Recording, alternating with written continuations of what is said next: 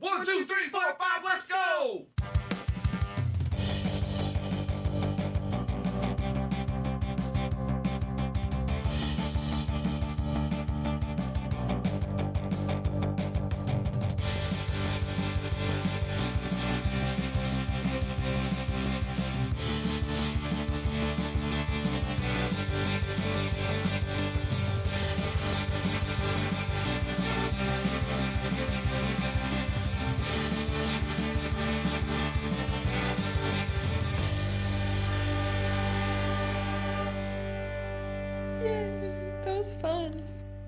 Welcome to another episode of Fave from Fans, the podcast where we explore all things favorite.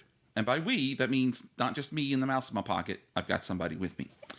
This is your host, Jamie Ray, and today we have Judy D zooming. No, she drove over here. Gosh, I gotta get my stuff together. For us to do Plastic Microphone Studios kickoff of February, the month of love. Judy is here to discuss our Fave 5 broken-hearted love songs. Welcome back to the show, Judy. Hi, Jamie. Great to be back to the show. Especially interested in this topic. When I was researching, there is a Queen song on my list. Spoiler alert. And as I was doing my research, I saw that Freddie Mercury had a fondness for sad love songs as well. So he and I have that in common. We are kindred spirits. That's true. So I finally met another human being. So. Yeah, another human being that loves sad songs as much as I do. Yeah, the yellow jacket that you all both wear, that's amazing. You know? Mine is bedazzled. Bedazzled, there you go. But speaking of what I am wearing, did you notice my shirt? I did. We are not on camera tonight, but I love a good rock and roll pun. So I'm wearing one of my favorite rock and roll shirts. It is a picture of Dorothy from The Wizard of Oz. And she has a speech bubble that says, "I miss Kansas." And she's holding her beloved dog, who is Toto. And Toto has a speech bubble that says, "I miss the rains down in Africa." Ah, that's what Toto says. Have you ever seen the show Community? Yes. Have you ever seen the end?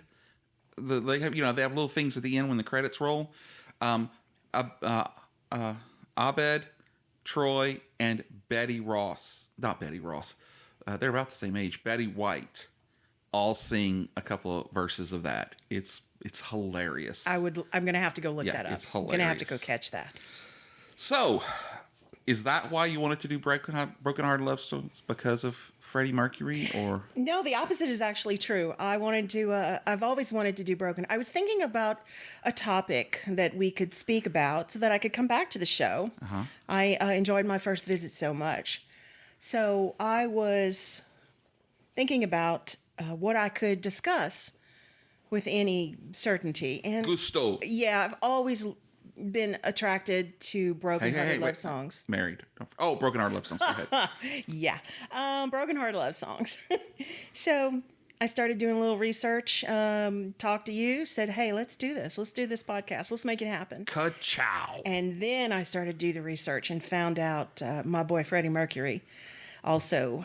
As I said earlier, there is a Queen song in this list. And I think I know which song it is. Oh, we shall see. Yeah, we shall see. We shall see. Because if it's the one I'm thinking of, I'm going to parry it with something. Okay, I'm looking forward to it. Yeah. So, as always, I have invited the guest, that's you, to start with some honorable mentions. And these are in this case, songs that either you couldn't keep in the top 5, so you needed a little bit more time to talk about them, or they're so quote-unquote memorable that you also wanted to bring it up. Well, let me preface that by saying, have you ever heard the expression civil disobedience? Yeah. Have you ever heard about women behaving badly? Is that like down on Bourbon Street where you... No, that's like right here on this podcast. No. That's me. Okay, I intend what are you to behave badly. I recently heard a podcast of yours where the friend of the podcast, Mark Sino. Oh, he's a friend of the podcast. He's a friend of the podcast. He's been on, coincidentally, hasn't he been on about 5 times? Please, just wait. Where are you going with this? Here's where I'm going with this. I recently heard a podcast that you had where you discussed Mark Sino and his honorable mentions. Stop saying his name. Stop saying. If I say it one more time, we might conjure him. Oh my God. He had an honorable mention category of 5 honorable mentions with 5 different, I guess, categories. Yeah, is what I'm and trying his to say. daddy gave him a whooping because of it. I heard you say you were going to tell his daddy And on he him. did. He told him. He called him and said, Mark, don't do that to that guy. Well, I am taking a page Oh, of course from you are. his From the Necronomicon book. of Mark. From his book. And I too, because music, there are hundreds of millions of songs that have ever been written since the beginning of time. Mm-hmm. And it's just too difficult to come up with 2 honorable mentions. Yeah. So I'm going to break the unwritten honorable mention rule. Oh no, it's written. Oh, you're going to have to show me. Yeah, it's in the email that I sent you. Oh, well, I'm going to behave badly. Yes, you are. Civil disobedience. Civil disobedience. I've taken these brokenhearted love songs or sad love songs and I've broken them down into 5 categories. Let me guess, 5 each. Well, I'm not going to be that strict about it, but you're on the right track. God. The categories for these songs in my overly obnoxious honorable mention list. I didn't say it. I'll add it. And I promise I'm going to be succinct. I promise we're not going to linger. Just be quick about it. I'm going to be quick about it. I don't know about succinct, but whatever. Do you know what it means? Hey, I got a word of the day calendar a couple of years ago. all right. So yeah, I know what succinct means. I thought you were going to accuse me of having a word of the day calendar. That's why you have to put on sunscreen or else you get succinct. Oh, no. No? Okay. Anyway. But the categories that I have chosen are poignant, tearjerker, tragic, Okay.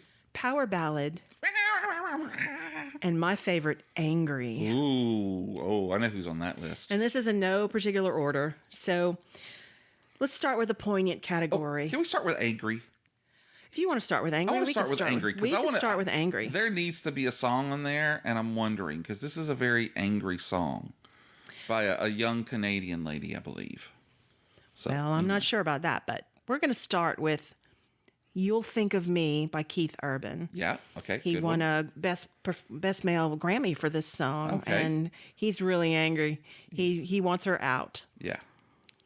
Tell Me to My Face, which is a collab between Dan Fogelberg and Tim Weisberg Oh, on their Twin Sons of Different Mothers album. okay. It's another you gotta go.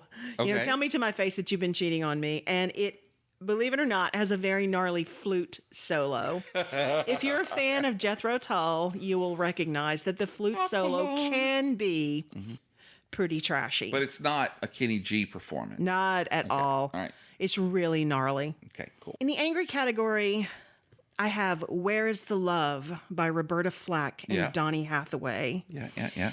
He's like, you said you were going to leave him, and you didn't leave him. What's going on? The song is sung from the male perspective, but Roberta Flack's voice is so strong. That's all I can Sure, really hear. sure. Like I said, though, Donny Hathaway is not a slouch. No slouch. One of my faves, Go Your Own Way by Fleetwood Mac. Oh, yeah.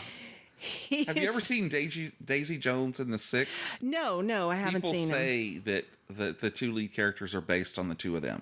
Well, that sounds about right. It makes sense. What I get a kick out of is that hundreds, if not thousands of times, they have to perform this song, and Stevie Nicks has to just lovingly look over at Lindsey Buckingham while he's basically singing to her, you can go your own way now. Yeah. You need to get lost. Yeah. And that's it for the angry category, my friend. No Alanis Morissette, you ought to know. That is a worthy inclusion, and I wish I had thought of it, and now I'm jealous. Yeah. But boy, that's a good. Especially the adult version, the explicit version. The explicit when version. they talk about being in the theater and stuff. She's angry. Ooh, angry. Yeah, and we all know the urban legend that it's about Dave Coulier. Yes. Don't know if that's true or not. Do you know he just passed away? I did not. Yeah, like I knew he was last struggling week. Yeah, with cancer. It was a very late. We just found that out. Yeah. But I did not know he had passed. Yeah. The poignant category. Let's see if you agree. All right, make your point. Jim Croce, Photographs and Memories. Yeah. He received a Christmas card from an ex-girlfriend. Did you think I was going to say operator? I did. Either that or Big Bad Jim Brown. Well, that's not a broken-hearted love song. That's a song about whooping butt. I don't know. He stabs him all over the place. He might have stabbed him through the heart. Well, this is true. Yeah. Same old Lang Syne. Dan Fogelberg. Fogelberg. Mm-hmm. Oh my God. Let's get a 6-pack of beer and sit in the car. It's based on a true event. He did go to the grocery store, and he did. In his hometown, do you know? Not sure. Oh, okay. He ran into an old girlfriend. You need to do that. You need to have every possible answer that I could ask about this one little song. You can dream on. Yes. Rick Astley, Cry for Help. And it is after... No. Okay. It is after the massive success of Never Gonna Give You Up. Is it success? Yeah. Oh, yes. He went in a different direction with Cry for Help. And I have that attached. You'll be able to listen. If that's not a song you're familiar with, I have it attached to the Google Doc so you can listen to it. I shall click. Annie Lennox, Why? Why not? Why That's a wonderful song. not? That and Broken Glass. Now, you see, another one I'm not familiar with. I'm learning so much. Oh. That was her first debut album when she killed it. Solo from the Eurythmics. Yeah. Gonna go country here. Oh, good. Tim McGraw, Just to See You Smile. Oh, yeah. That is the sweetest song. He gives up everything for her, and she moves on. Yeah, brings another guy to meet him. Right when you walked up to me, I knew. Yeah. I knew just what you wanted. Mm-hmm. The Eagles, or just Eagles, if you're a purist. Yeah. Wasted Time. It wasn't really wasted time. That's right. You can get on with your life, baby, and I can get on with mine, but it wasn't really wasted time. Good one. Let's switch over to the power ballad section. Okay. So are these all 80s Hairspray bands? No, 2003. Oh, okay. Hoobastank, The Reason. Okay. Yeah. Favorite band name? Really? I'll take that one down. Dave, D, Nikki, Tish, and somebody? Come on, that doesn't hold a candle to Hoobastank. I don't know. We'll agree to disagree. 1990, Damn Yankees. High Enough. Oh, that's a good Supergroup. Yes. Talk about hair band. No kidding. I wish they would Tommy Shaw. back and do another album. Jack Blades, Ted Nugent, just so wonderful. Yep. They're kind of like Chicken Foot, except they're much better. Well, that was a one-hit wonder, if you ask me. This one's you're going to find this one odd. It's the Cars, Drive. Oh, yeah. Who's going to drive you home? I tell you who isn't going to sing the song. Who's not going to sing the song? Rick Ocasek. Rick Ocasek's not going to sing the song. Why? Because Benjamin Orr sang the song. There you go. Now, that name, he must have written a lot of songs maybe or something, because I remember when you say his name, that I want to say he was a big part of the band, not just somebody who played instruments. So probably anyway, so. That's a good one. Yeah. There's a video for this song, Drive. Oh, yeah. Rick Ocasek was married to a supermodel named Paulina Poroskova. I'm getting a little tongue-tied. Yeah, and she's in a insane asylum. Yes, they were wearing a straitjacket most of the time in that video. So that is our power ballad section. Okay. I would like to now switch to the poignant section. Oh, wait, did I do that? I think I did that already. Yeah, I did that already. I'm sorry. Stevens. Forgive me. Well, I threw you too many notes. I made you go angry, so yeah, you took me out of I just wanted to do angry first. It sounds like such fun. Stand by, folks. You know what else is another good one in the angry? Would be Photograph from Kid Rock and Sheryl Crow. That's a broken heart. He goes on the road and he's sleeping with women, and he has her picture next to the bed but puts it down, and she knows that something's going on, and she calls the band members and stuff, but they are always covering for him. You're not familiar with that song? I'm familiar with a duet from those two. Yeah. But I didn't know the name of it was Photograph. I think we're talking about the Picture. same. I think Picture. Yeah. I think we're talking about the same song. Yeah. I am familiar. If that's the case, I am familiar with Okay. it. Let's go to our tearjerker category. Aww. Grab Okay, your tissues. tissue. Grab your tissues. Rascal Flatts, what hurts the most? Okay. I actually rode the school bus in 7th grade with a guy who would grow up to play violin on one of the Rascal Flat albums. No kidding. Yes. Johnny Johnson, I think. Is this 6 degrees of Jamie Ray? If it is, I just won. You just won, yeah. This kid was he was amazing. Like, even at that young of an age, he was performing for the governor.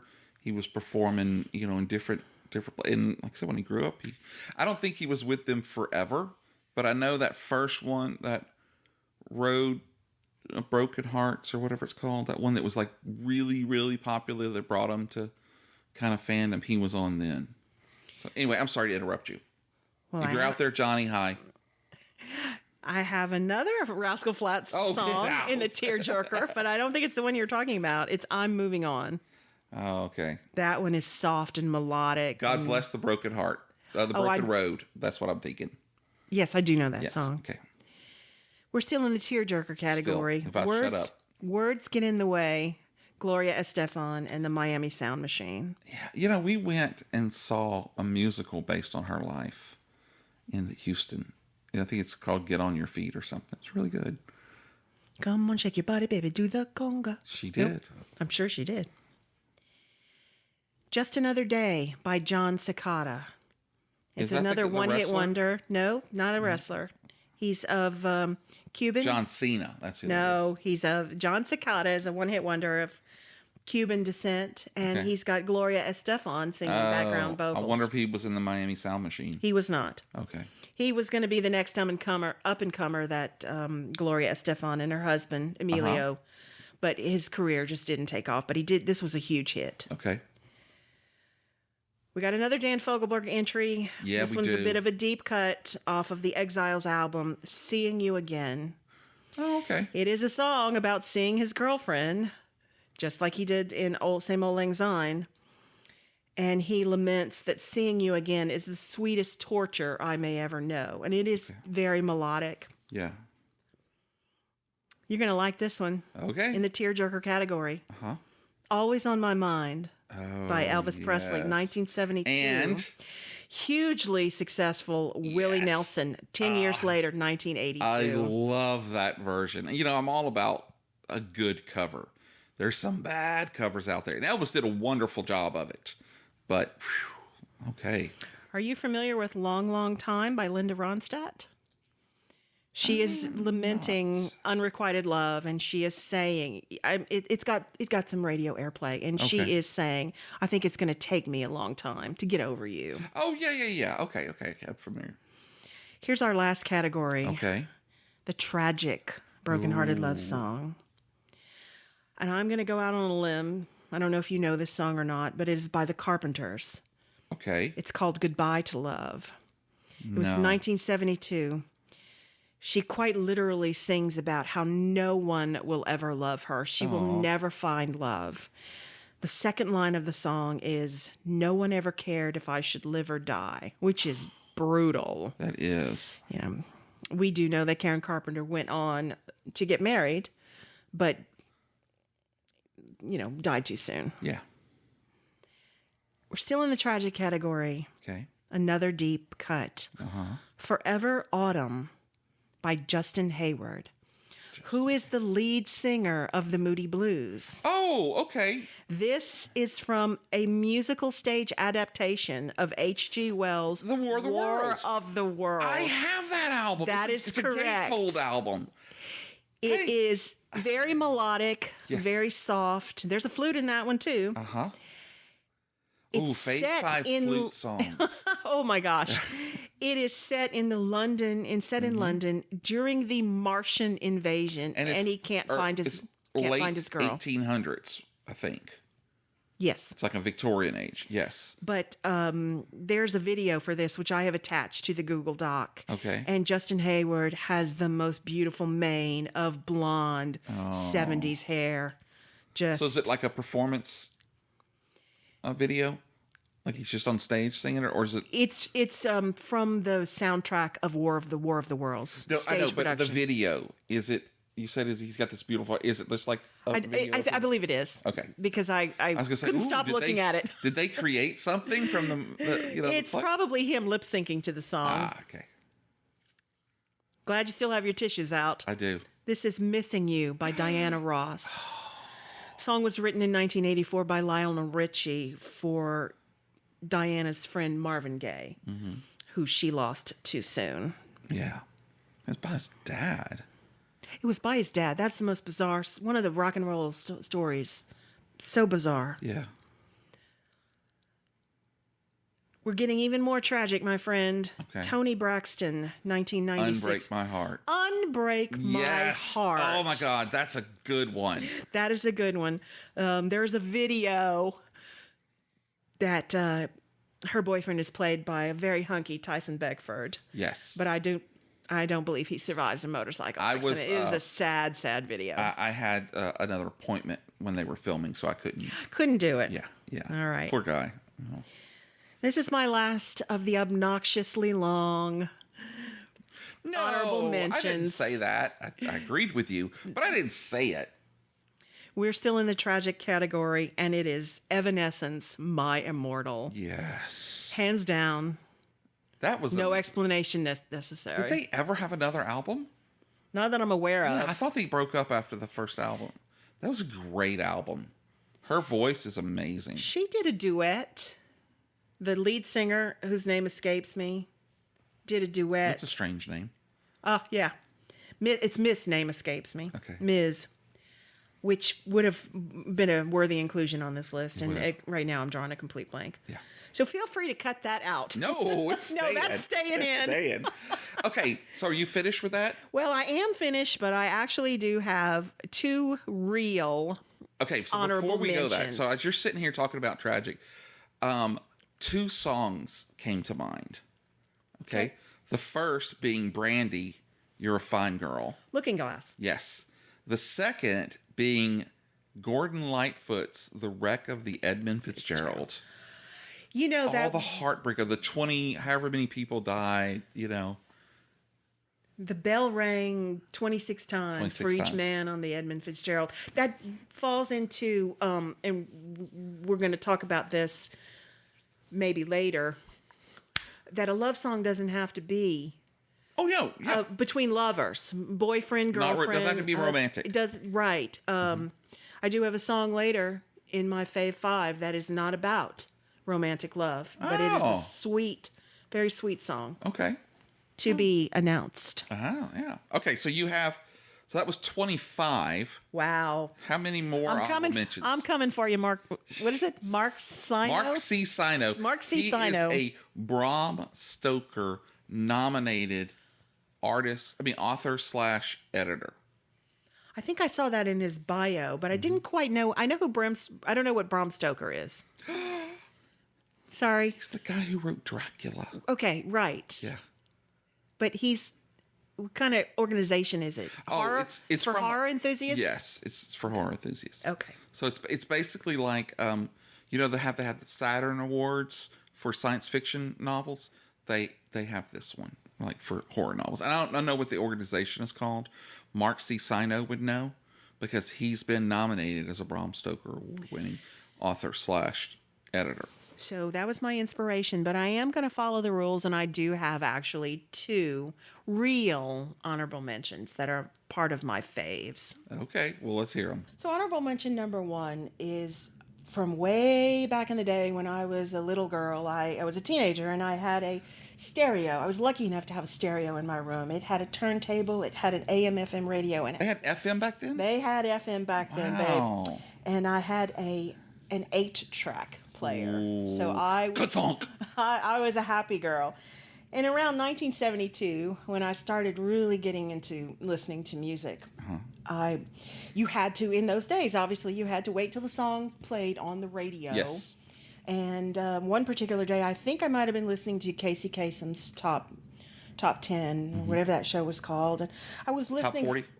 Top 40. I was listening for one particular song, and I just waited and waited and waited. And as it turns out, the number one song that week was the song that I had been waiting for. This is my first ever favorite song. Okay.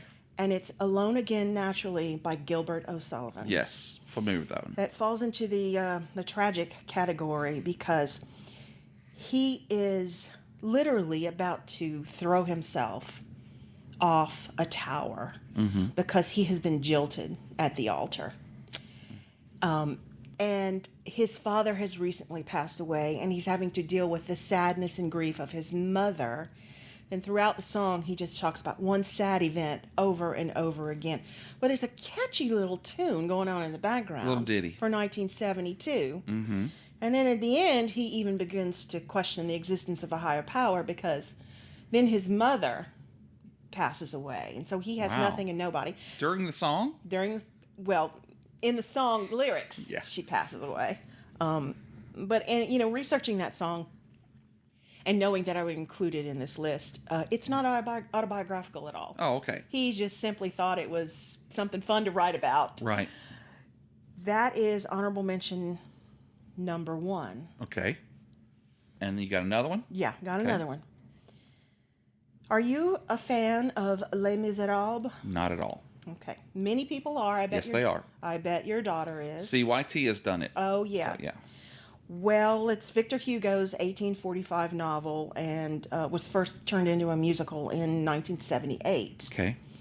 The song is sung by one of the lead characters called Eponine, and she is in love with the male character. Is that Anne Hathaway? No, that Anne Hathaway plays the lead character, Okay. Fantine, who gives up her daughter, and Jean Valjean takes the daughter and raises him as his own. Oh. But Jean Valjean is always on the run from the law. Yeah, I love fondue. Jean Fondue.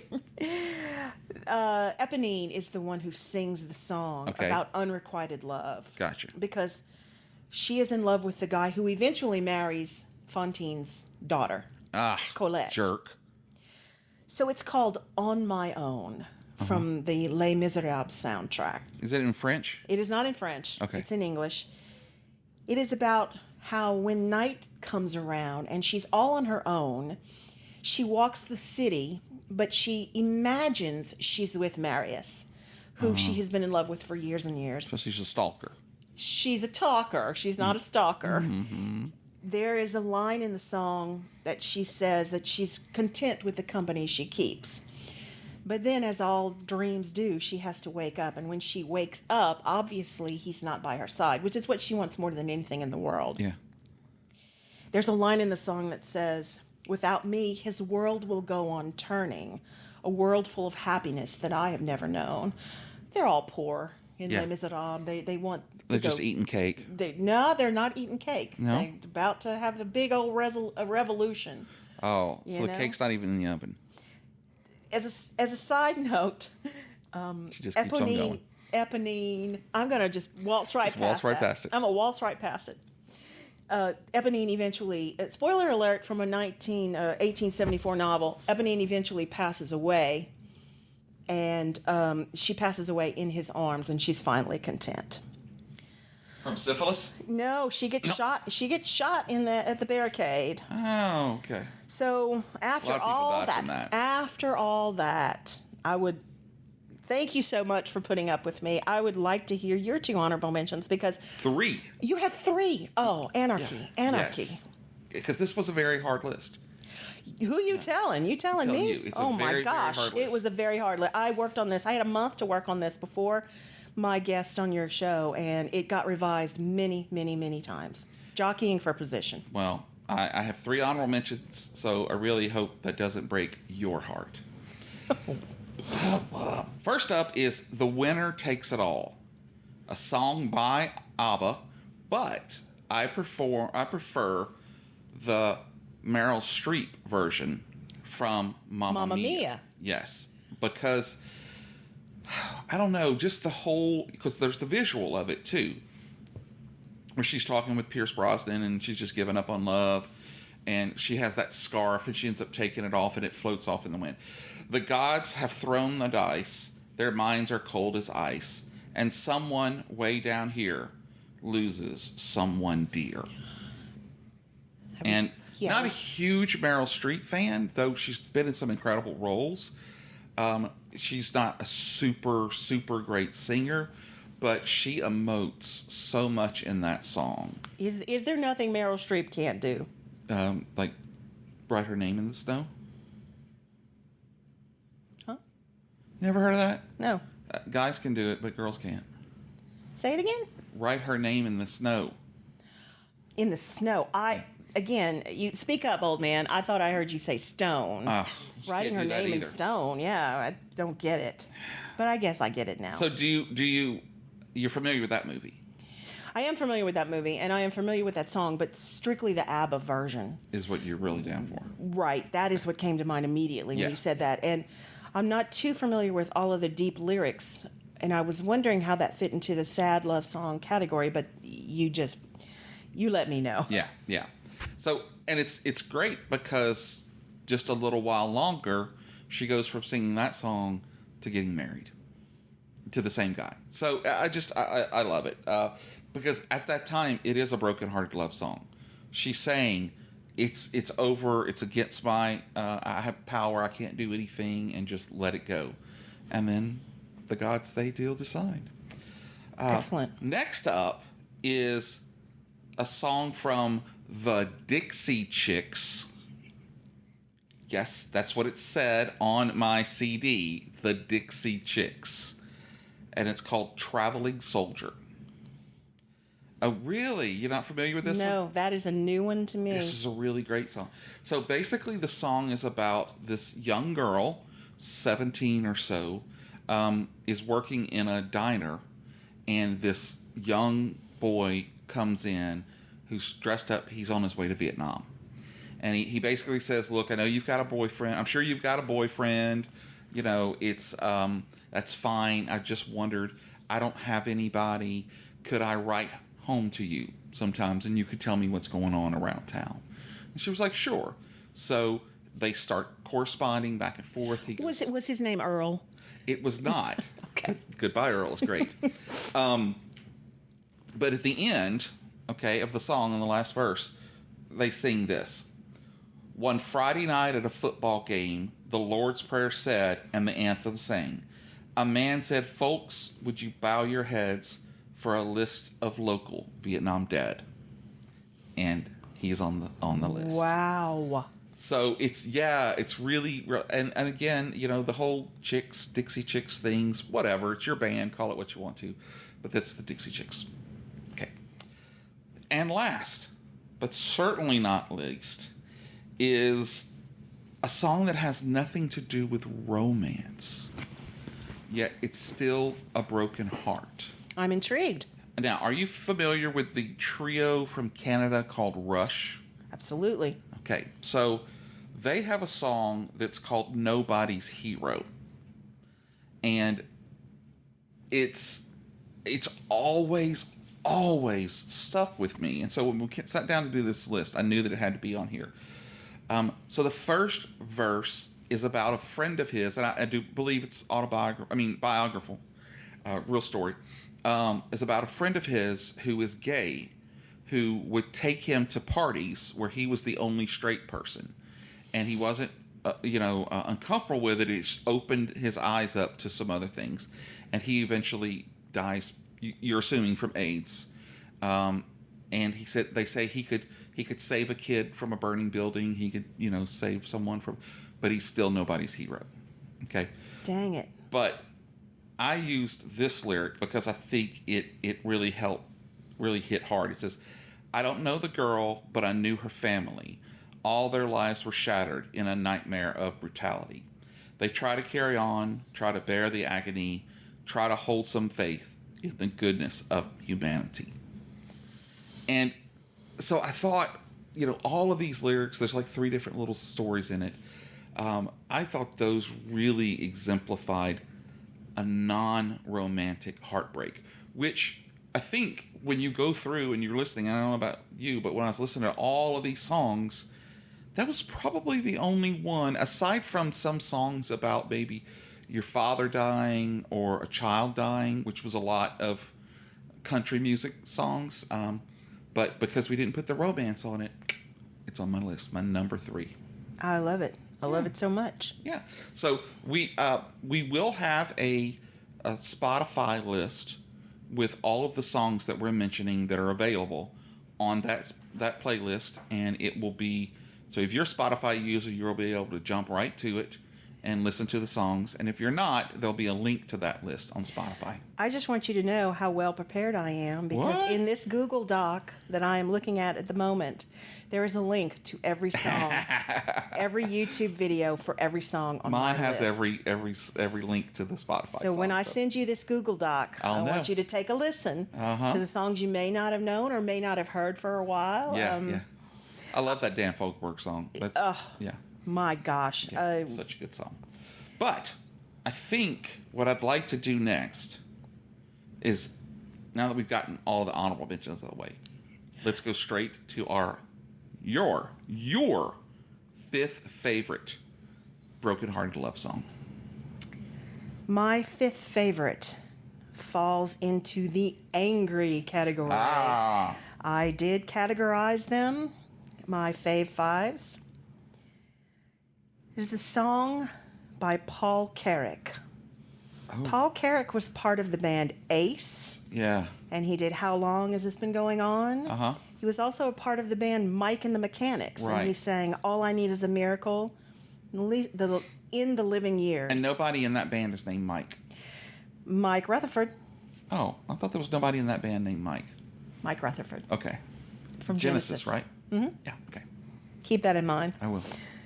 He was also in a lesser-known band called Squeeze, and they sang Tempted by the Fruit of Another. So all of that is Paul Carrack. And also Black Coffee in Bed, I think. Not for you. Are stumping me today. I don't like it. I don't like it one little bit. That's the song I happen to know. The Paul Carrack song in the angry category is called Don't Shed a Tear. Okay. Oh, yeah, it's kind of an upbeat song. It is. Yeah. But the words... Musically, it's an upbeat Musically, it's upbeat. Yeah. But the words... he's really, in as many ways possible, telling her to go away. And my life will go on without you. It's also full of double entendre, which is one of my favorite things. He says, a locked door to a candy store is what you are. Slim chance in tight pants is what you are. Cab fare to nowhere is what you are. A white line to an exit sign is what you are. And then in the refrain, he says, you ain't giving and I'm not taking. I'm not missing what we ain't making. He is telling her to Now I want some bacon. Now he's telling her to hit the road in a really cheery, upbeat song. Hit the road, Jacqueline. Yep. For me, it's one of those that I can put on and listen to on repeat. Yeah, yeah. Super catchy. It's very catchy until you start really listening to the words. He wants her out, and he doesn't care. That's it. Take it. That's a good one. Don't shed a tear for me. My life won't end without you. You got to go. You know, and that's great because not all of these love songs, broken-hearted love songs, have to be slow. Right. And that's why I have some power ballads in here, and they're not all that slow. But this one is, I have, in my Fave 5, there are some others that are not slow. Yeah. Some that are, but some that aren't. That's my number 5. You say you're familiar with that song? I am. It's great. It's a good listen. It's a great song. Number 5 from you, sir. Number 5 for me is from Etta James. Now, automatically, she has got some good songs. Sir, yes, sir. Even has some good broken-hearted love songs. But I knew that when I got to this, I had to choose this song. So I'm going to tell you the lyrics because I know you're familiar with her. So if you can tell me what song this is. Something told me it was over when I saw you and her talking. Something deep down in my soul said, cry, girl, when I saw you and that girl walking out. It's I'd Rather Go Blind. Oh, my gosh. Wow. You know, I didn't get really introduced into Etta James and Nina Simone and all those so deep, until maybe 10 years ago. And then when I started hearing her music, I was like, oh my God, I've got so many good songs. I think it's the number 1 Walking Down the Aisle song to At Last. Yeah. It's the opposite of the song Exactly. you just brought to my attention. But anyway, that's a good song for me. I really, and Etta James has a voice that can move mountains. She does. So it's absolutely. Wonderful. Okay, well, let's bandy back to you and find out what your number 4 is. I mentioned earlier that I have a Queen song. And my number 4. Yes, sir. Can I guess what it is? Yes. Is it Somebody to Love? No. Wow. Absolutely not. Okay. Well, give it to me. Oh, wait. Is it I'm in Love with My Car? No. Okay. Nice try. Is it Fat Bottom Girls? No. Okay.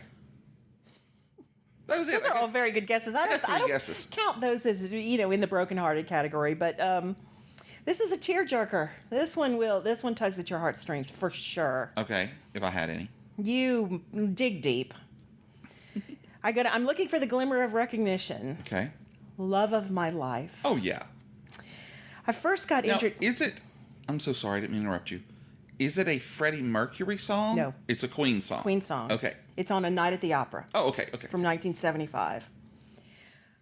I was introduced to this song when I was watching the highly fictionalized movie Bohemian Rhapsody. Yes. Which won Rami Malek an very Oscar. Entertaining, but hard to believe that all of that happened in the way that it happened. Right. The timeline just doesn't add up to the real life timeline. And I think they even tell you in interviews and stuff that we had some stuff happen before in just because it made for a better story. If you do any research on this song, which I did, you will overwhelmingly see people believe that it was written for his girlfriend, and yes, I said girlfriend. He did have a girlfriend. Mary Austin. She was the love of his life. Yeah.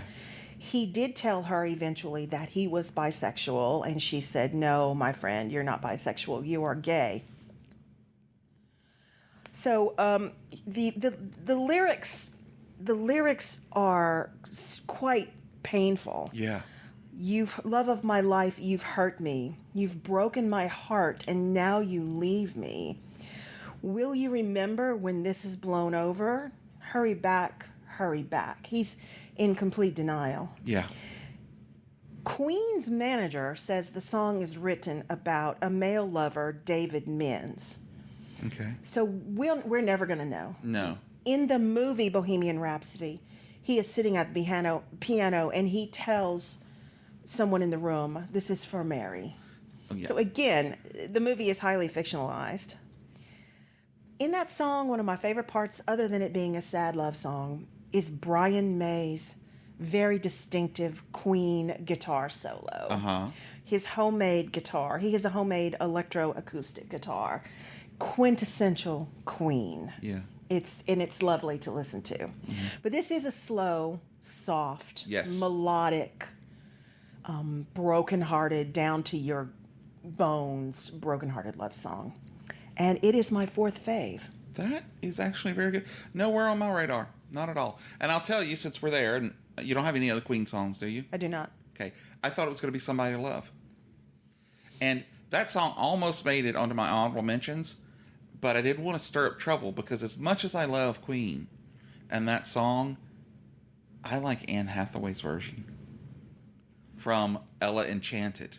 Oh, okay. I think it's, again, for me, the visuals add so much to it. But it's a fun little song, and you've got all of the giants in the background yelling out things like, "Give it some soul!" It's just...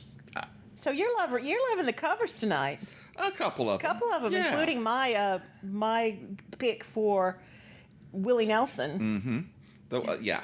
And I've heard the Elvis, but man, that Willie Nelson, his soul comes out in those lyrics. But that's anyway, still a good choice. I like it. It's not as good as my number 4. Oh, all right. Okay. Let's have it. Which definitely would go into the power ballads. Awesome. Okay? Thank you for joining Hairspray power Thank ballads. you for joining the game. You are welcome. And it is called Don't Know What You Got from Cinderella. Okay, it's from A Long Cold Winter. And do you want to see me begging, baby? Can't you give me just one more day? Can't you see my heart's been dragging lately? I've been looking for the words to say. And just that voice of his. There's a song that comes on, instrumental that comes on right before it, called Bad Seamstress Blues, that only on like really deep cut radio stations you'd hear it. But of course, for me, I always listen to that album in order, so it goes together. But so I have the biggest dumb stupid grin on my face because do? when you said Cinderella, I gas. I didn't know. no, when you said Cinderella, my brain immediately went to either the Disney Cinderella or the Rodgers and Hammerstein. Okay, yeah, that version is amazing, from the late '60s. Yeah, with Leslie Ann Warren. Those are some fabulous songs in there. Only midway through speaking about the lyrics, did I realize you meant the band Cinderella? Yeah, because Cinderella from Disney is going to definitely go into the power ballads. Somebody's going to pull my music card after this podcast. I love Rat. They're one of my favorite, if not my favorite, hair metal band. And I don't know why, because I know that there's like Motley Crue and Poison and all those other ones. But for me, I can't think of the guy's name that sings. He actually is still very active in the live performance scene and the music scene in LA and stuff. And he's 40 years older now, and he can't hit all of those notes. But I'm telling you, if he was playing around here, I would go see him and not ask for a dime back. In a heartbeat. Yeah, because he's, there's something about it. I don't veer off too much, but there's something about a performance by someone that sounds like their record. Too many times, especially with newer artists, their album is so great, and then you go and hear them live, and it's just so totally, like, if you know me, I love Rob Zombie. Okay? But I've never gone to his concert because I've watched concert videos, and it's not the same for me. Whereas somebody like the Eagles, or back when Prince was doing tours, it's exactly like it's coming off. Now, with a little, but it's there's no filter, there's no, post production, there's nothing. It's just straight, and their songs are a lot like that as well. And I'll add to that, I appreciate a good cover, but I'm such a music snob that I want the cover to sound exactly like the original artist. See. And then you're thinking, well, what good is the cover if it's going to sound exactly like the original artist? But to your original point, Bob Seger is the king of the live performances that sound like his albums. Yeah. When I was, I can't tell you how many years ago, saw Bob Seger live. And that was my one and only thought. This is so good. Yeah. There are no different inflections in the notes. There are no notes where they're not supposed to be. There are no pauses where there's not supposed to be. And if you ever had an opportunity to see Bob Seger, I'm not sure if you did back in the day. No. He's the king. Yeah. There's a group, of course, Closer to Fine has been made world famous from the Barbie movie.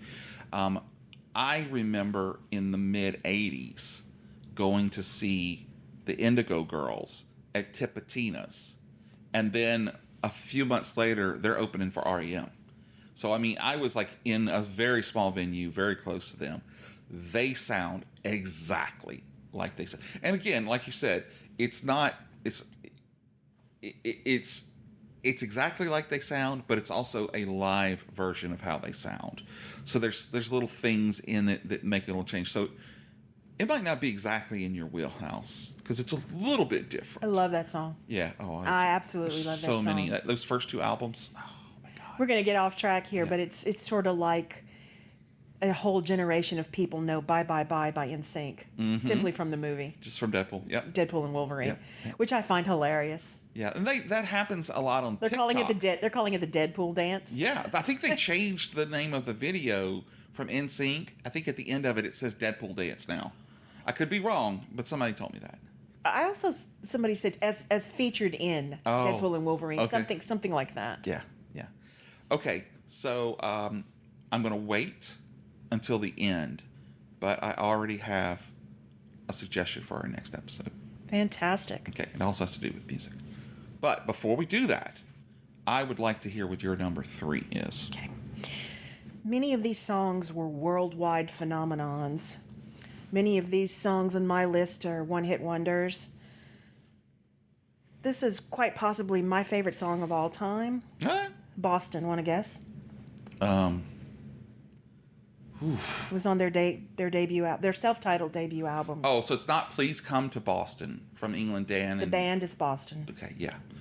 No, I have no idea. No guess. This is a poignant song. I'm calling it poignant. More Than a Feeling. Oh, yeah. Okay. And it is a brokenhearted love song because he's dreaming of his girl walking away. Uh-huh. The song is meant to conjure up memories, and it's based on the idea that the songwriter and lead guitarist Tom Schultz had. But it's not about any specific event at all. The lead, the young lady in the song, I See My Marianne Walking Away. Mm-hmm. Marianne is his cousin's name. Oh. Not the girl of his dreams. She's not the subject of the song. Yeah. She's Tom Schultz's cousin. Wow. But it's the name fit. I assume, the name fit. Uh-huh. Sung by lead singer Brad Delp, not Tom Schultz. Okay. Did you know, here's a little trivia. All right. Fun fact, as Jeffrey would say. That Tom Schultz is an MIT-trained engineer. I did not. He has been instrumental, pun intended. Got it. Instrumental in developing, creating, and inventing sound machines, soundboards, amplifiers. Really? Right. But monitors. not the Thurman. Not the Thurman. The Thurman outdates him. Yeah. Well, I'm going to take this opportunity. No, we lost poor Betty White. I'm going to take this opportunity because you said he didn't invent the Thurman. Anthropologists believe that music was invented before language. Okay. In the form of humming. Over 530,000 years ago, in our very, very, very long ago past, anthropologists have studied fossilized skulls and jawbones, and they've come to the conclusion that... that the jawbone's connected to the head bone? That jawbone. Yep. That's the one. Okay. They've shown that the anatomy of the jawbone could possibly sing and control pitch. Wow. Although we're never gonna know that. Yeah. But till we get child trouble. The first instrument is dated back to 60,000 years ago. Percussion? Neanderthal flute. Woodwind. Okay. Although percussion is not a bad guess because they have seen, there's evidence in certain caves in antiquity of marks on the stalactites. Okay. That they presume was made by hitting a rock, a stick, a boulder, whatever, against the stalactite to form musical notes. Or they believe that to be true. Bones of their enemies. Well, that was probably ribcage was the first xylophone. The Neanderthal flute was made from a cave bear thigh bone. There you go. And the cave bear is now extinct. Yes. It had holes drilled in it and everything. Wow. Like a recorder. That's cool. That's so cool. So cool. They think that the humming was for camaraderie, for women to soothe their children, just as done. And on Friday nights to find the right girl. Or guy. Find the right guy. Yeah. Yes, you're making a joke, but it was for attracting a mate or a call, a war call, or to let the clan know that you are safe and where you are. Right. That's what anthropologists think. I don't know. I just thought it was interesting. We're talking about music. We're talking about music, and I thought that was a fun fact you needed to know. I did. And my 13 listeners now. I got 2 more when I was in New Orleans. Awesome. Signed 2 autographs, too. Because, that's what I do. Signed autographs? I signed autographs. I signed 2 autographs. Maybe I'll get you to sign the Google Doc that I have. Actually, it's my 3rd autograph to ever see. Fantastic. Congratulations. I don't even know. I'm like, are you kidding me? So, anyway. We're up to number 3 now, Jamie. Yes. What's yours? When the front door swung wide open, she flung her diamond ring, said, "Give it away, just give it away."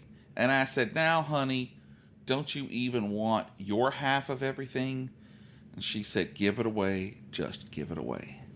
Wow. from George Strait.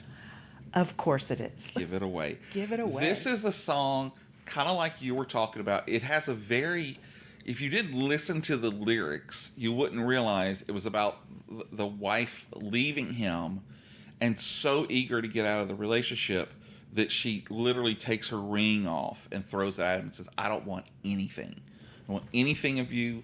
Give all of it away. And it's always, the song's always stuck with me because as you hear the song, he's like, oh yeah, but she's going to come back. You know, she did this before. She'll come back and do it again. And when the song ends, she has not come back yet. So could be over. Could be over for George. So I see you have some country music in your picks. Oh gosh, yeah. Yeah. Mine's more of a top 40. Yeah, and there's nothing wrong with that. Sure, You're going to be very sure. surprised at my number 1, how different it is from my number 3. I can't wait. And my number 2 and 3 is different from 1. But that's just kind of, I'm an eclectic guy. Right. And if they're your faves, then... Yeah, they are. So, one song I really wanted to get on this list, but I just couldn't make it on it, was David Allan Coe, You Never Call Me Anymore. And there's a couple of versions out there, but the best version is when he sung the song and then he kind of gets into a little version where he's just playing his guitar and he says, yeah, my friend Steve Miner wrote this song and he told me it was the best country music song in the world. Is that the song, You Never Call Me By My Name? Uh-huh. Okay, keep going. Yeah. And so he says, so I wrote to him, I told him it was not the best country music song because it didn't have anything about rain or trucks or trains or mama or something else. And Prison. Prison, exactly. Thank you. And then he comes back and said, well, today my mama got out of prison. And it's just, but I could not get it in because as much as I wanted to, it just didn't You fit. wanted to have an obnoxious honorable mention list? Yeah, not with 25. As sorry. the aforementioned honorable mentions. Well, okay, so we are now at the point of the show where we're going to stop for a minute and we're going to talk a little bit. What is going on in Judy's life that the podcast universe needs to know? You got nothing? Nothing. Not a whole lot. I spent a great deal of time thinking about this particular podcast. How I was looking forward to... No, songs, not you. Yeah. I can't wait to see Jamie again. Yeah, I can't wait to talk about these songs. Simpatico. Simpatico. I think I would rather do something else here and see how you feel about it. You mentioned earlier how I had a certain love for cover songs. How would you like to do Fave 5 cover songs? Interesting. I actually already, that is like probably the 4th list I ever came up with. The wheels are turning because I already immediately had my number 1 fave. Mm-hmm. Immediately. Okay. Challenge accepted. All right. Well, there we go. Cover Challenge songs. accepted. And it can be, because like I said, I've done this research. It can be a remake of an original. Okay? And when you start doing yours, you're going to find that you had like the original song and then somebody redid it and kind of made it a version different, but with the same lyrics and everything. And then sometimes somebody comes along and makes it their own. Ooh, I just got number 2. Okay, there you go. Do you need me to stop and you need to go to the bathroom? I can take notes. No. I thought you had a number 2. What? No. But yeah, so let's do that. It's a real interesting topic, and it falls right into my wheelhouse of loving everything music. Yeah.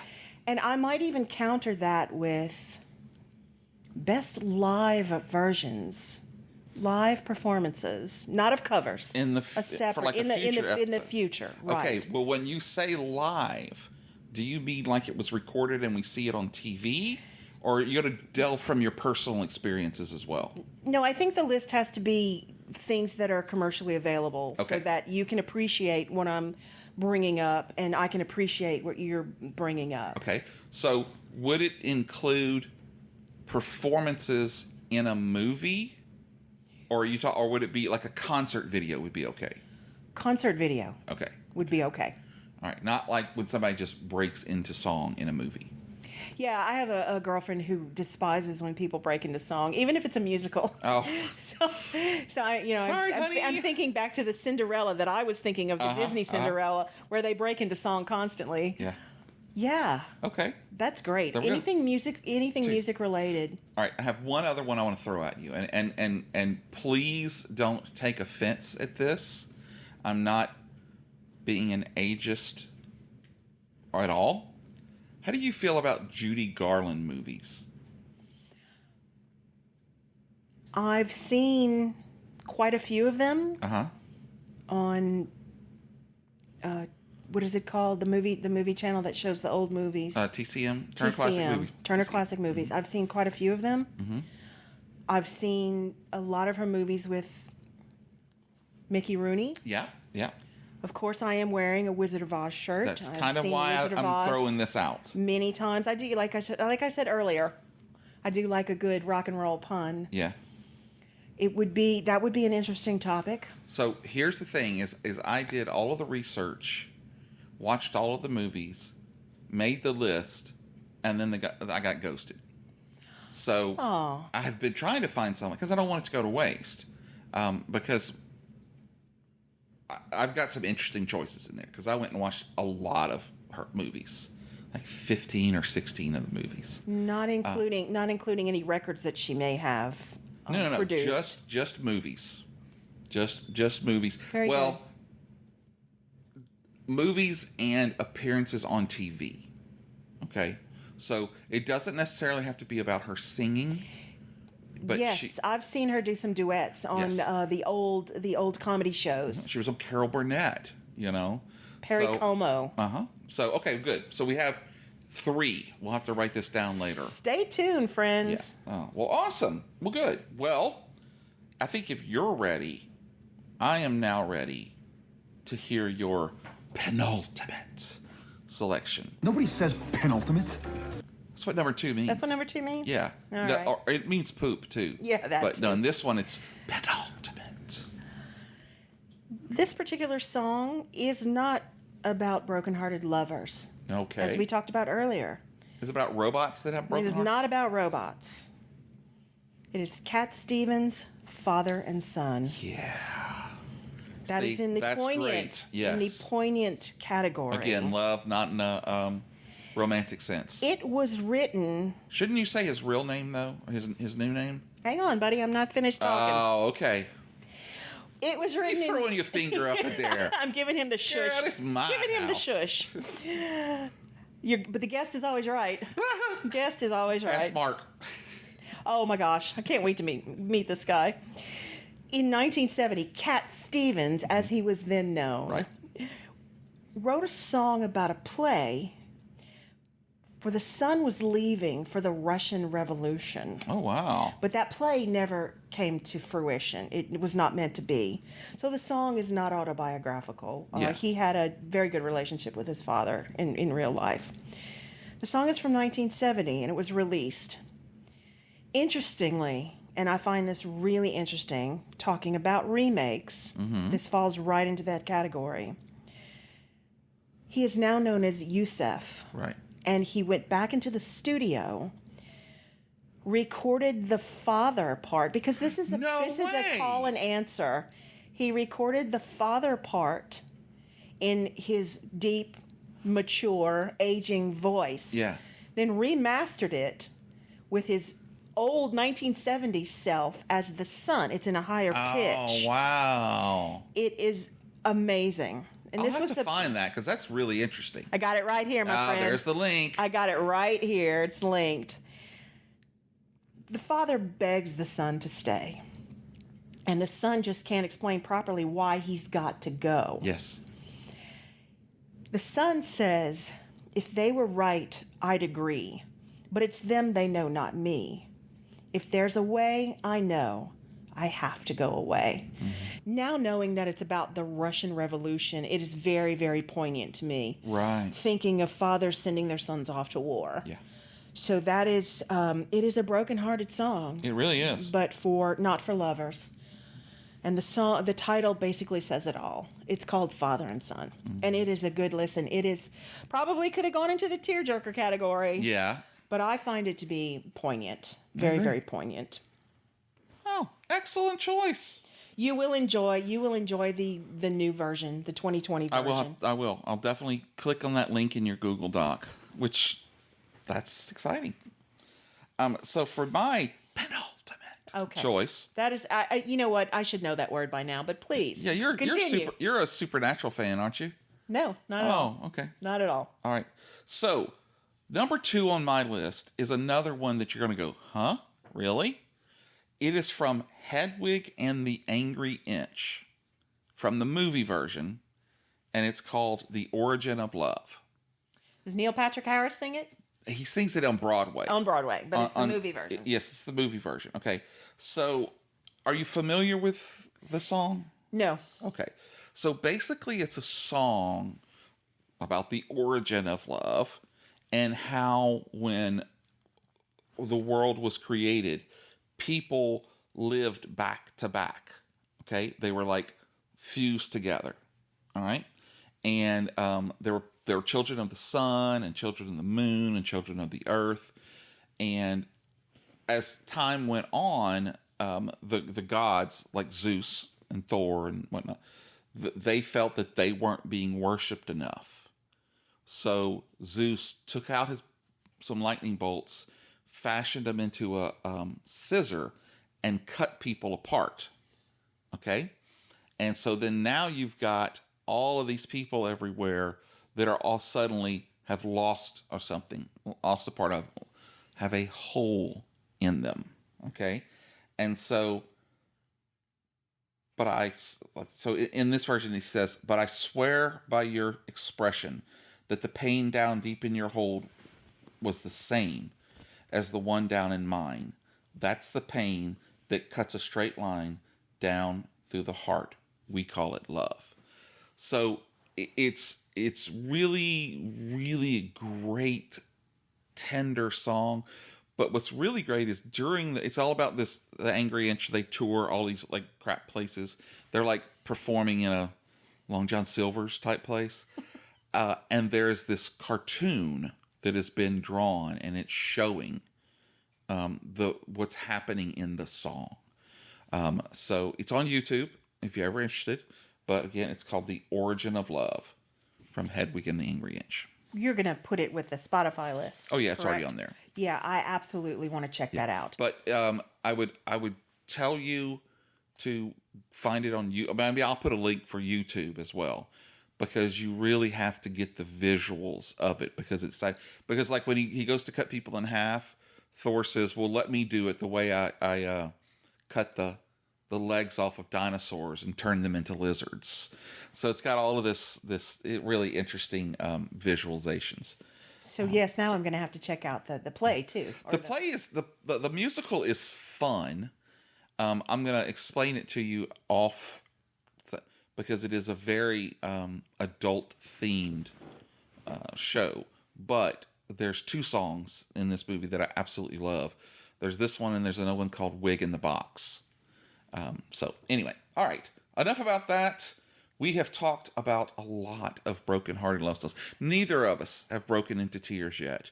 But that's a miracle. If you knew me well enough, you'd know that was a sure miracle. So we are now at our absolute favorite broken-hearted love song. I'm going to challenge you not to cry as you give me your number 1. Okay, here we go.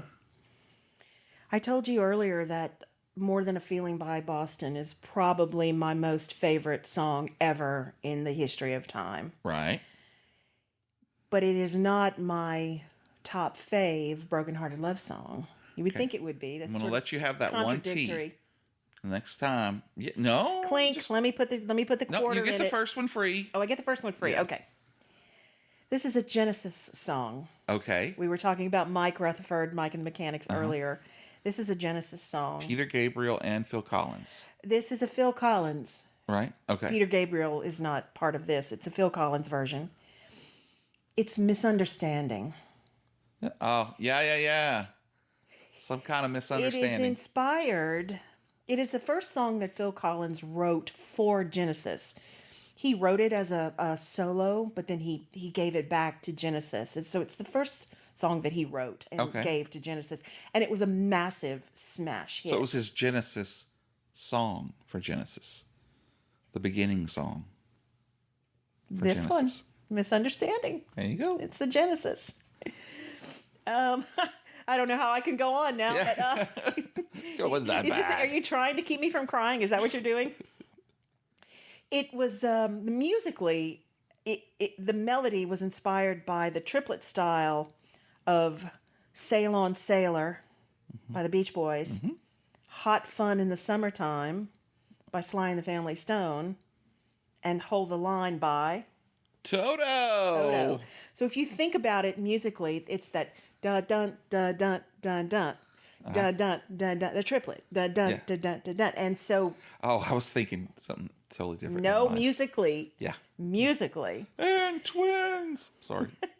No, but I had to listen to Sail on Sailor and Hot Fun in the Summertime and Hold the Line. I had to listen to those songs so that I can certainly appreciate what his inspiration was for writing Misunderstanding. Here's the fun part. Phil Collins says that it is not autobiographical, because I find that very interesting when they're writing a broken-hearted love song, whether it's like Dan Fogelberg, it's something that happened in his recent past or his far past, or if they're just writing a song because they need to write a song. Right. But the other members of Genesis at the time were Tony Banks and Mike Rutherford. Okay. They're saying out, you got to be kidding me, dude. Your wife just cheated on you, and your wife just left you. And you just got divorced, and this is the first song you write? Come on. Tell it to somebody, try to convince me. This is one of those songs, a fave of mine, where the opening chords are instantly recognizable. You've got your radio down, you're tooling down the highway, and you hear those opening chords. You know immediately that that's Misunderstanding by Genesis. This dude is sad. He is in complete denial.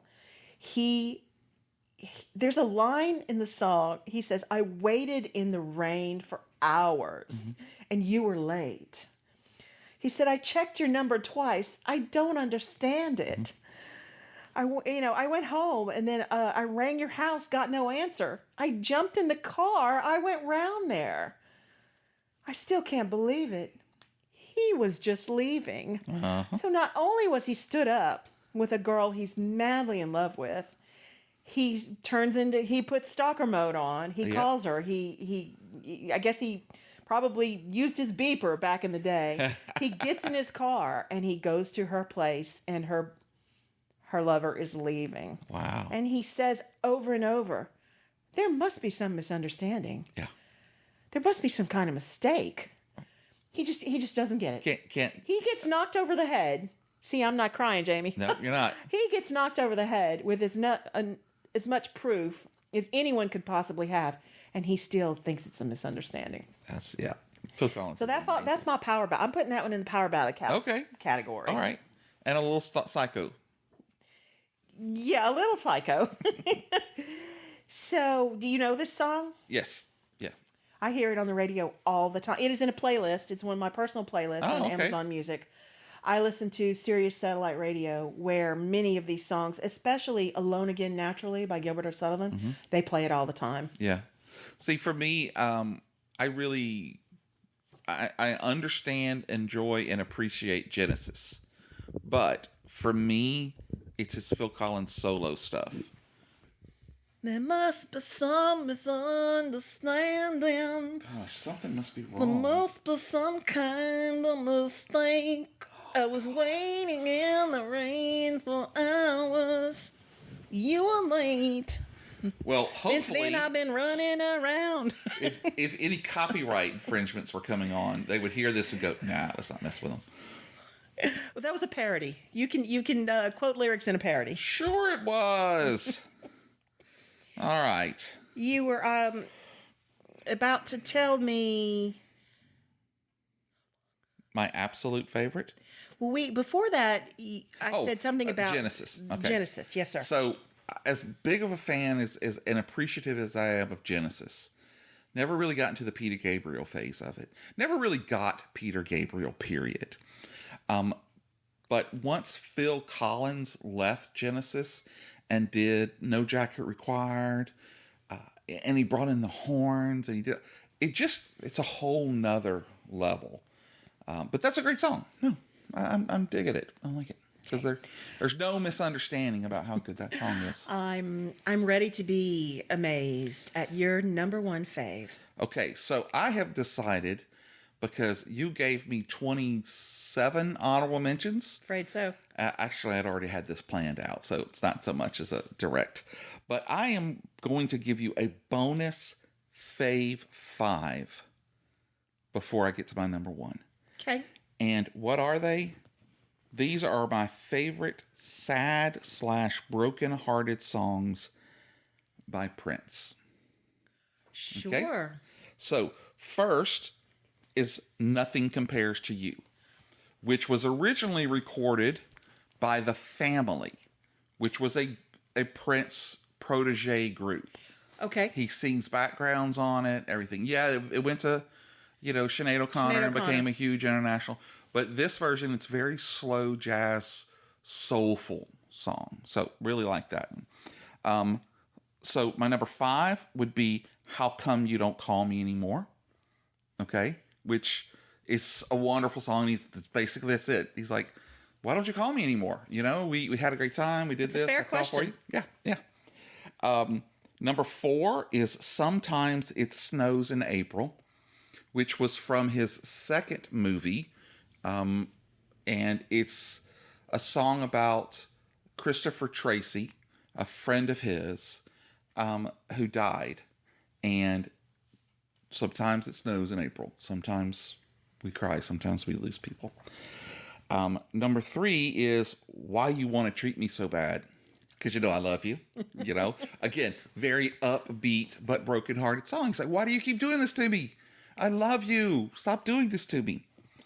Number 2 is 17 Days, which is the B-side of When Doves Cry. Okay? So it's all about, and he sings that song later, but uses a different number. I can't remember where it was, but it's all about 17 days, 17 nights, and I've been missing you, and all this stuff.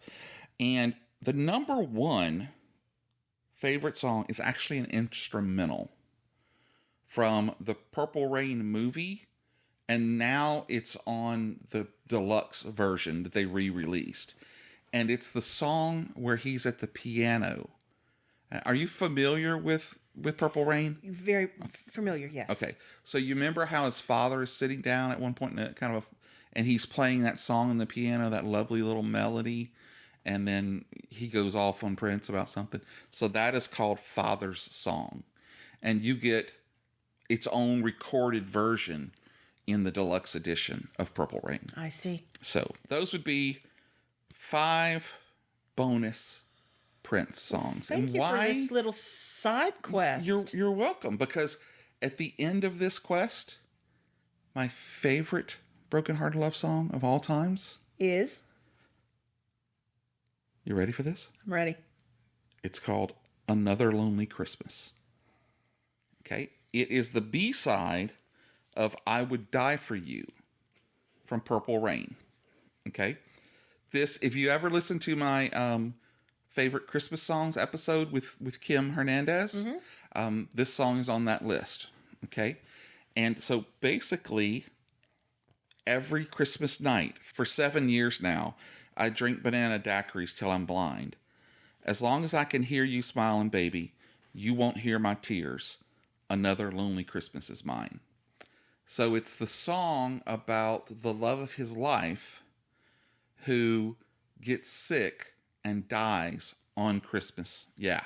Merciful heavens. His mom just doesn't understand. You'll find another girl. The dad is like, oh, come on, move on. Nobody understands how the deep, deep love for her that he had. And again, they used to sit around drinking banana daiquiris. And so for the last 7 Christmases, that's how he spent it, was drinking banana daiquiris and crying about the lost love that he had. I know this is a deep cut song. It's a very deep cut. Yes. But boy, it's rough. Yeah, it really It's brutal. is. It's really brutal. Because the way that he sings it, there is no upbeat, there is no joy, there is no nothing in this song. When it comes and it starts right away, he talks about how beautiful she was and how much he loved her, and then she dies, and then nobody understands the depths of his pain. He saw her little sister skating at the park the other day, and it makes him think of her. And so it's a very, very touching song, and I love it. And there is a version on Spotify, so I'll be able to put this on there. Yeah. I would not have put Prince on my radar, but you've opened my eyes to, because I could have gone for the obvious, Purple Rain, Right. or When Doves Cry. Right. But I like that you went a little bit a deeper cut. Yeah. To introduce me to some music I may not have heard. So, Thank you. And I do think we need to mention to people of a younger generation than us that you used to buy what was called a 45 record. And it would have the song that they were playing on the radio on one side. And then on the other side, they would sometimes just release another song from the album that they didn't plan to release as a single. But Prince, in his infinite talent, and most of the time would actually record a song that he did not put out on the album. So if you bought his record and then you bought all of his singles, like I did, you would get a treasure trove of additional songs that other people didn't hear because they weren't on the radios. So 17 Days is a perfect version of that. Another Lonely Christmas. There's so many. So there's a song called Venus de Milo from that movie, the Christopher Tracy's Parade, that is on there. And they have a follow-up called Alexa de Maya or something. And so, again, just instrumental. And that was with Lisa playing keys with him, too. Huge Prince fan. So I get the concept. I am of a certain age of B-side and 45s. Because in my notes, I may or may not have mentioned the Father and Son song by Cat Stevens. The B-side was Moonshadow. Oh. Another huge hit. Okay. As well as the Boston More Than a Feeling. The B-side was Smokin'. Oh, okay. Okay. Again, another huge hit. Yeah. So together those, especially Boston, because Boston was very commercially successful on their debut album. Yeah. As was Cat Stevens. So most of these lists, thank you for bringing Prince into the discussion. Well, you're very welcome. Again, I always try to bring Prince in there. Anytime it's appropriate. Anytime, Bring on Prince. Yeah. But I am many, many times looking forward to our next meeting. Oh, me too. Interesting topics. Yeah. This was very chill. So we're not actually in the Plastic Microphone Studios. We're in my living room just down the hall from it. And we're just sitting on the couch. Just, you got your love seat, I got my couch, and we're just chilling. And I really liked this vibe. Yep. I could talk about music ad nauseum till people have to tell me to shut up. Would you shut up? Oh, well, okay. Is that how we're going to end the podcast? Telling your guests to shut up? Well, you're the one who said I should. That's true. I brought that on myself. All right, so we are going to do covers next, and then we'll do live performances, and then what was the third one? Judy Garland. Judy Garland movies. All right, there we go. You're looking right at it. Right at it. I wasn't looking there. I was looking at your eyes. So that, folks, concludes the countdown of our favorite broken-hearted love songs. And I'd like to thank you, Judy D, for taking the time to compile your list. It was an absolute pleasure. The list got edited 100 different times. It's like when a woman buys a pair of shoes. When you can't bring another one into the house, you've got to let one go. I don't know any women that do that. We should, but I switch songs out more times than I. When was this list last changed? I would say tomorrow. I didn't have an opportunity today, but yes, as much as I'm sorry, I said tomorrow. I meant yesterday. Okay. I'm living in the future. I'm already ready for the next podcast. I'm going into the future. Yesterday. Oh, okay. I get it. There was jockeying of position, and there was adding and subtracting of songs on the list because I knew I wanted to beat Mark Sino's record if possible. So that's not a goal you should attain to. But there's just so many that you can't list every song that's your fave. You just can't do it. I agree. My list was long for this movie, and I had a lot more country music on there, but I didn't want to go too hard into country. I did have a few. I had Tim McGraw and Faith Hill has some good ones. Already forgot the other guy. Toby Keith. Mm-hmm. Nicole Kidman's husband. What's his name? Keith Urban. Keith Urban. So yes. there's a really good song from Garth Brooks, where it's not so much about a heartbreak, but about a young man who was working on a farm to a widow, a beautiful widow, and one night she comes to him, and and so it's not so much brokenhearted that he's thinking back about it, so much as just being forlorn. So I didn't really think it kind of fit into this one. It could have. It absolutely could have fit. But I definitely had to find some other ones. So not only did they jockey for position, they jockeyed between Fave 5 and honorable mentions. Honorable mentions to Fave 5 and 27 honorable mentions. And then the 27 honorable mentions. Yeah. Mm-hmm. But this was a blast. This was really an absolute blast. I'm so glad you came. Me too. I'm looking forward to the next one. Yeah. Absolutely. And we want to thank all of you for choosing to listen to this episode of Fave 5 from Fans. We are thrilled that you joined us and hope you had a fantastic time. See what I did there?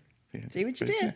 If you enjoyed the podcast, we would be incredibly grateful if you shared it with a friend or friends and gave us that glowing 5-star rating on your favorite podcast platform. Your support means the world to us and helps Plastic Microphone Studios grow and thrive. And even if our show didn't quite meet your expectations, we may be overjoyed if you would leave us a positive review. Because, really, in the end, what's a little lie between friends? Connect with us on social media platforms like X/Twitter, Instagram, Facebook. I'm doing some TikToks now. I got some Blue Sky going on. We're on YouTube. You got LinkedIn. So, if there's some sponsors out there that want to reach out, like Take 5 Oil Change or Five Guys Hamburgers, there's just all these opportunities are out there. You guys just come and let us know. And if we could especially get a Five Guys from Hungary, because I really would like to get back on that list. That 91, that 1 week is just so elusive now. Thank you for being a part of our journey. We can't wait to share more thrilling content with you in the future, and let's keep the good times going. New episodes come out every Friday, unless they don't. So be sure to subscribe and follow us so that you can catch all of the episodes. And remember, folks, it may not be the best, it may not be the most popular, but if it's your favorite, then it's good enough for us. Thanks for joining us. Judy, take us out. Good night, everybody. Good night.